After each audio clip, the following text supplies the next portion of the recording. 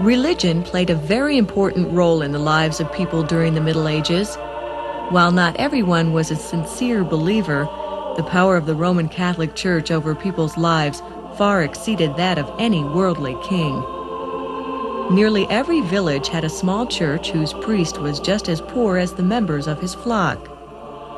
The priest said daily masses and performed the holy sacraments which marked the passing of each stage of life. The church strictly regulated people's behavior in medieval times.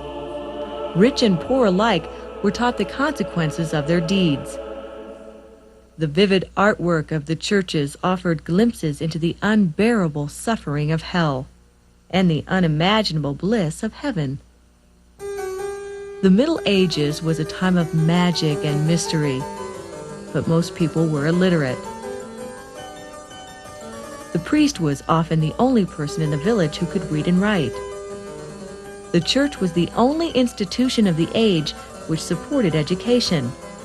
The two oldest English universities, Cambridge and Oxford, were both founded by the church over 8 centuries ago. In the Middle Ages, every family was expected to donate 10% of their income to the church. These tithes, as they were called, were collected from the villagers at harvest time, when 1/10 of their crops were taken to church-owned tithe barns, like this one, before being sold. As a result of this practice, the church became very wealthy. Enormous, ornate churches called cathedrals were built in most major towns to serve as centers of church administration. One town competed with another to see which could create the most lavish building. These magnificent structures required the labor of hundreds of men and many centuries to complete. Cathedrals were the homes of high-ranking priests of the church, called bishops. These men controlled the church's wealth and oversaw the activities of hundreds of parish priests. Bishops were social equals to noblemen, and like them, lived in splendid palaces. Although there were many good bishops, some were corrupted by the wealth they controlled. Bishops sometimes became objects of scorn to the impoverished villagers who saw their hard-earned tithes wasted on decorations instead of being used to save souls. The Protestant Reformation, which began in Europe near the end of the 15th century, started as a reaction to the worldliness of the church. Throughout the Middle Ages, the church had become increasingly involved in struggles for power with the nobility. As a result, in the 1530s, England's King Henry VIII decreed himself leader of the Church of England and ordered all the monasteries in his realm to be closed forever. Their treasures became the property of the king, and their leaden roofs were sold for scrap.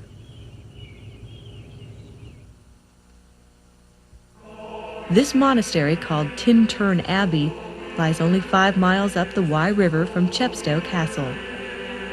The foundation stones of this abbey were laid down only 65 years after the Norman conquest.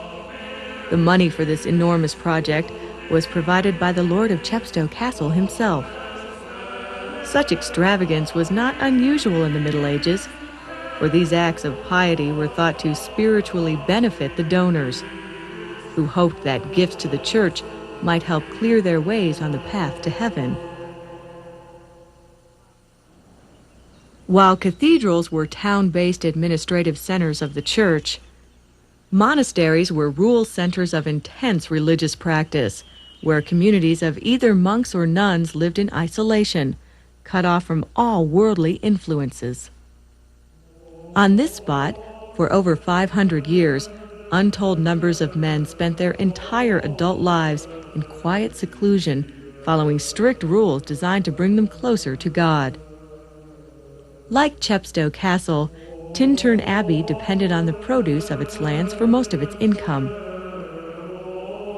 And, although the monks performed some of the labor in the fields, most was carried out by the lay brothers, poor, illiterate men who arrived in surprising numbers at the monastery gates, seeking food and shelter.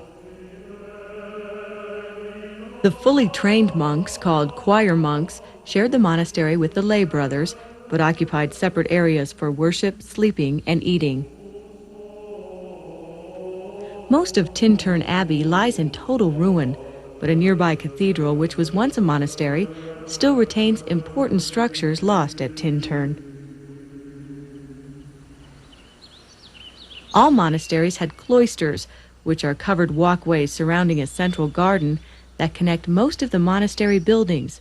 Centuries ago, they were the site of a lot of daily activity. Here monks read the scriptures as they walked along, studied in compartments along the outer wall, listened to the abbot teach, and washed their hands in the lavatorium before eating their 2 simple daily meals. Near the lavatorium were dining halls, dormitories, and the warming house, which was the only place, other than the kitchen and hospital, where a fire was allowed to burn. Here the monks could restore the circulation to their bodies after hours in the freezing church. Choir monks offered their entire lives as a sacrifice to God. Their day began at 2 a.m., when they formed a candle-lit procession, entering the church by special stairs leading from their dormitories. By the time the first rays of light passed through the stained glass windows, many hours of the day had already been spent in darkness. Throughout the day, hours of worship alternated with periods of study, until finally, after sunset, the last prayers were said and the monks were freed to return to their beds to sleep.